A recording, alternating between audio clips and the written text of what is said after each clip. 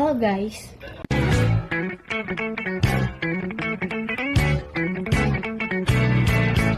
Assalamualaikum warahmatullahi wabarakatuh. Di sini saya Elisyarta Sosiologis 2024-32047 Sistem Informasi kelas C. Di sini saya akan menjelaskan laporan praktikum saya. Nah, yang pertama itu kita import library-nya dulu yang digunakan selama proses scraping-nya. Nah, library request ini tuh digunakan untuk mengirim HTTP request ke website. Sedangkan Beautiful Soup ini untuk membaca dan mengekstrak struktur HTML-nya. Sedangkan Pandas ini tuh digunakan untuk mengelola data menjadi tabel dan menyimpannya ke dalam file CSV. Selanjutnya itu kita menentukan URL dan variabelnya. Nah, yang dimana tanda ini kurung kurawal ini itu digunakan sebagai tempat nomor halaman yang akan berubah secara otomatis ketika proses looping berlangsung. Nah, selanjutnya itu kita membuat variabel penyimpanannya yang dimana seluruh di yang ini yang dimana seluruh data buku yang berhasil diperoleh dari setiap halaman akan disimpan sementara di dalam list ini sebelum akhirnya dikonversi menjadi data frame. Oke, selanjutnya itu kita membuat perulangan pagination yang dimana perulangan ini tuh disebut dengan while true. Nah, perulangan ini digunakan karena jumlah halaman tidak ditentukan secara langsung di awal program. Nah, selama halaman masih tersedia, program akan terus terus melakukan scraping. Selanjutnya, eh, selanjutnya itu mengirim HTTP request yang dimana kita masuk ke scraping seluruh halamannya. Nah, setiap iterasi nih, sebentar, maaf.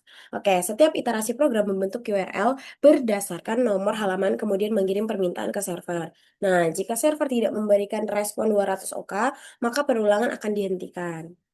Selanjutnya, yang ini tuh parsing HTML. Yang dimana HTML yang diterima kemudian diproses menggunakan Beautiful Soup. Nah, tahapan ini bertujuan mengubah halaman HTML menjadi objek yang lebih mudah untuk diproses. Selanjutnya itu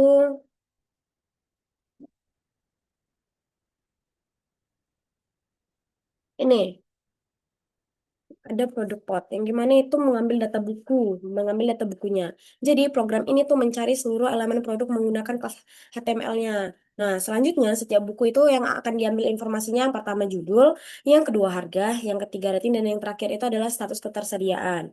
Seluruh informasi tersebut dimasukkan ke dalam list datanya. Selanjutnya itu kita masuk ke yang ini, yang dimana itu eh, apa berpindahnya ke halaman berikutnya. Nah, jadi setelah seluruh datanya pada halaman selesai diproses, nomor halaman akan ditambah satu. Seperti ini tuh. Data halaman 4, ke-5, ke-6, ke-7, dan selanjutnya. Nah, program kemudian mengakses halaman berikutnya hingga tidak ada lagi halaman yang tersedia. Oke.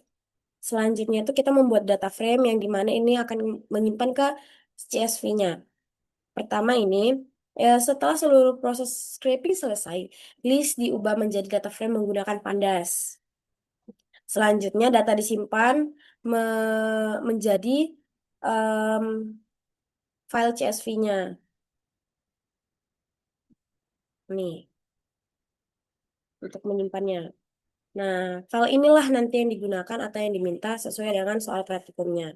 Jadi hasil yang diperoleh itu, program akan mengambil seluruh data buku dari website Books to Scribe secara otomatis mulai dari halaman pertama hingga halaman terakhir. Total terdapat sekitar 50 halaman tadi ini, sampai 50, eh, dengan 1.000 data buku kurang lebih.